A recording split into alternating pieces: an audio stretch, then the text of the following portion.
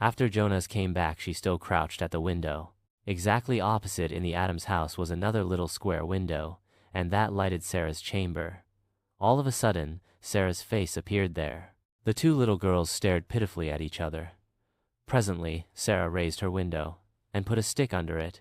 Then Submit did the same. They put their faces out and looked at each other a minute before speaking.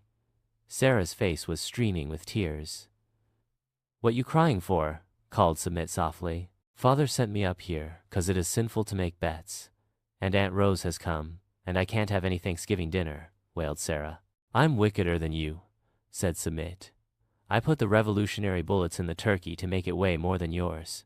Yours weighed the most. If Mother thinks it's right, I'll give you the workbox." "I don't want it," sobbed Sarah. "I'm dreadful sorry you've got to stay up there and can't have any dinner." Submit. Answering tears sprang to Submit's eyes. "I'm dreadful sorry you've got to stay up there and can't have any dinner," she sobbed back. There was a touch on her shoulder. She looked around, and there stood the grandmother.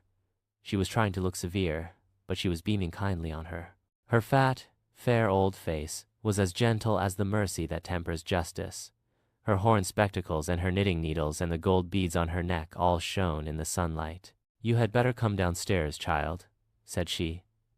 "Dinner's most ready, and maybe you can help your mother. Your father isn't going to whip you this time, because you told the truth about it, but you mustn't ever do such a dreadful wicked thing again." "No, I won't," sobbed Submit. She looked across, and there beside Sarah's face in the window was another beautiful smiling one. It had pink cheeks and sweet black eyes and black curls, among which stood a high tortoiseshell comb. "Oh, Submit," Sarah called out joyfully.